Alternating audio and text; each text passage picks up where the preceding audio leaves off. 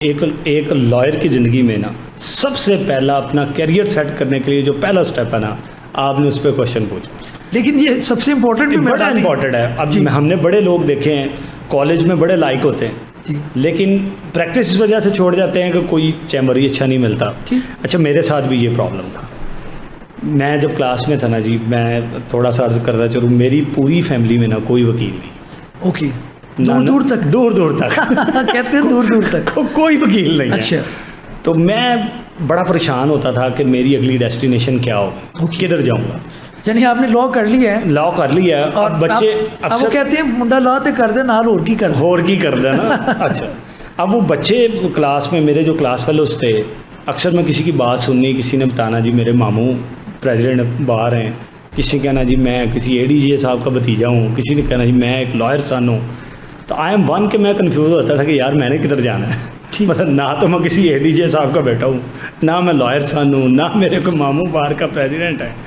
तो बड़ा एक मुश्किल मरहला था और इस मुश्किल को मैंने जीता भी। लेकिन इसको झीलने से कुछ चीज़ें सीख पाया हूँ जो मैं आपके तवज्जुह से बताना चाहूँगा कि जो फिर मैंने किया, आप लोगों ने वो मिस्टेक नहीं। ठीक।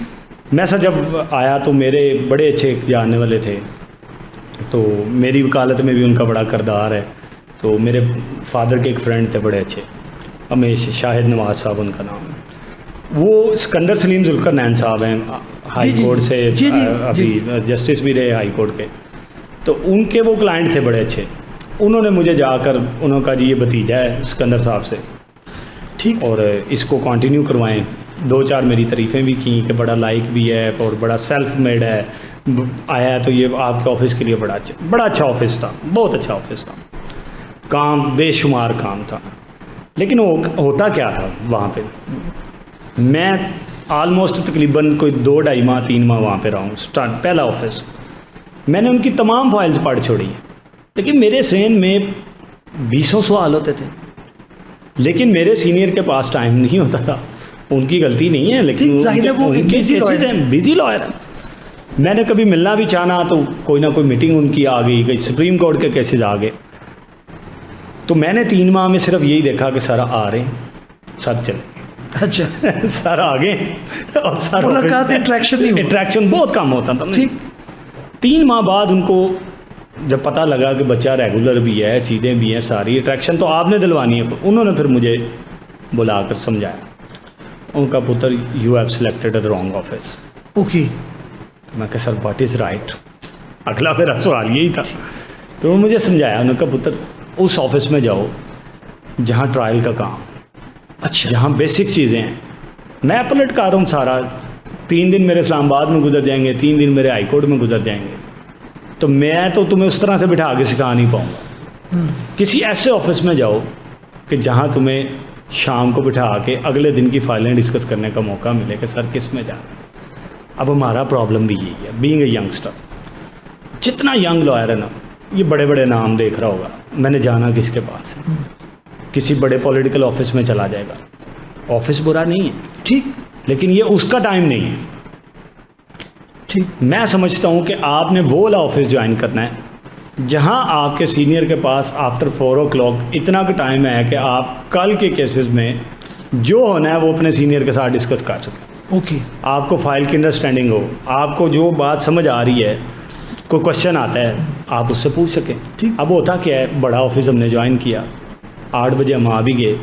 अब बेशुमार केसेस होते हैं वहाँ पे, हम 4 बजे तक एक ही बात फिर कर रहे होंगे कि सीनियर आ रहे हैं, वेट पे रख लें या इसको अर्जेंट कर लें। ठीक ठीक ठीक, आ रहे हैं, वेट पे रख लें, अर्जेंट कर लें। ठीक, ये 3 बातें ही हम सीख पाएंगे। ठीक, क्योंकि ना तो हमने उनसे डिस्कस किया होता कि सर इसमें एविडेंस होने वाली है, मैं करवा दूँ, इसमें कुछ छोटी मोटी एप्लीकेशन पे बहस है, मैं करवा दूँ सर। ठीक ठीक, होता ही नहीं, उनसे इंटरेक्शन ही नहीं होता। ठीक ठीक, तो जिस तरह अब हमें 8-10 साल प्रैक्टिस है, आते हैं कोई केसेस हैं जितने भी तादाद के, अगले दिन के बैठ के तैयार करते हैं। मेरी कोशिश होती है कि ये जो कोई अब मेरे एसोसिएट्स हैं मेरे पास बैठे हों, इनमें से मैं पूछूं इनको कि भाई इनमें से ये छोटी सी एक एप्लीकेशन है, कौन आर्गू करेगा।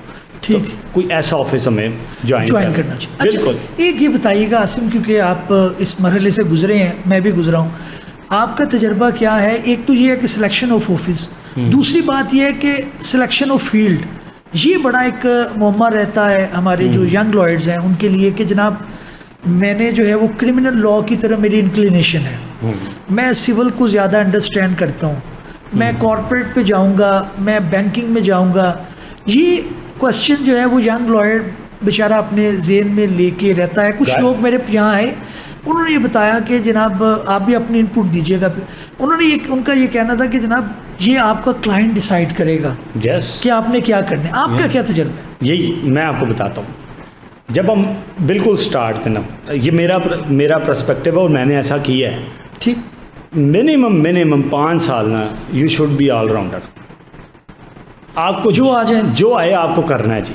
ठीक। देखिए जी, सारी बुक्स तो हम अपने जो हमारा एकेडमिकली करिकुलम एक डिज़ाइन हुआ वो उसमें हम नहीं पढ़ते। लाइक एंटी टेररिज्म एक्ट है, नहीं पढ़ते। साइबर लॉज हैं, हम नहीं पढ़ते। इसी कंज्यूमर प्रोटेक्शन एक्ट है, हम नहीं पढ़ते। ठीक है। अब इसके केसेस अगर आ जाते हैं हमारे पास, तो हमने पढ़ना है ना जी।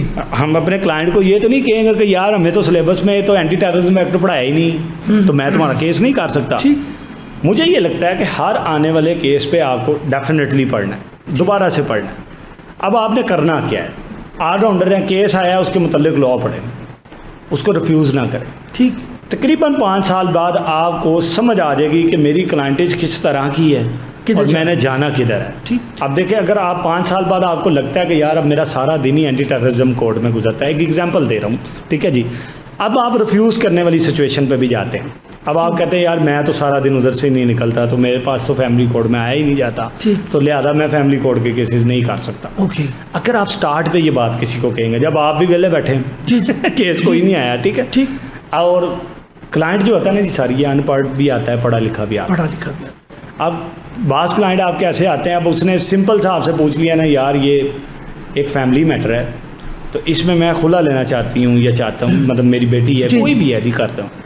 आप उसको कहें ना जी मैं तो फैमिली केसेस नहीं करता, तो मेरा तो ये है, वो 10 बंदों को बताएगा यार एक छोटी जी गल पूछी सी, इन्हों कोई नहीं है। जब आपने 5 साल रगड़ा खाया होता है ना, अब आप जहाँ पे इनकार करेंगे ना, अब आप कहेंगे यार तेरा हो ये सकता है, ठीक, तेरे केस की बेस्ट ओपिनियन ये है, क्योंकि आपने किया होता है। लेकिन ये मैं कर नहीं पाऊंगा, मैं तुझे कह देता हूँ, और तेरे केस का सोल्यूशन भी यही है। बिल्कुल ठीक। वो आपकी 10 जगह तारीफ करेगा कि यार बेशक उसने नहीं किया, लेकिन सीधे राह मैंने ज़रूर पाया। बिल्कुल ठीक। ठीक है। तो वो मुझे ये लगता है कि आप यू शुड बी ऑलराउंडर, ठीक, और फिर अपनी क्लाइंटेज के मुताबिक अपनी फील्ड डिसाइड करें। अच्छा, ये थोड़ा सा बताइएगा कि जाहिर है हमारे लॉ में भी है, हम उस तरह से मार्केटिंग नहीं कर सकते जैसे लोग करते हैं कि जनाब आ जाएं कपड़ा खरीद लें। हाँ जी। तो लॉयर्स को रिस्ट्रिक्शन है, उसका एक डिकोरम है, हमारा लीगल प्रैक्टिशनर एक्ट है, वो हमें पाबंद करता है कि आप इस तरह से एडवर्टाइज नहीं कर सकते कि जनाब बेल पोस्टर नहीं लगा सकते, इवन कि हमारा बोर्ड का साइज भी कुछ लोग वायलेशन करते हैं, वो एक अलग बहस है।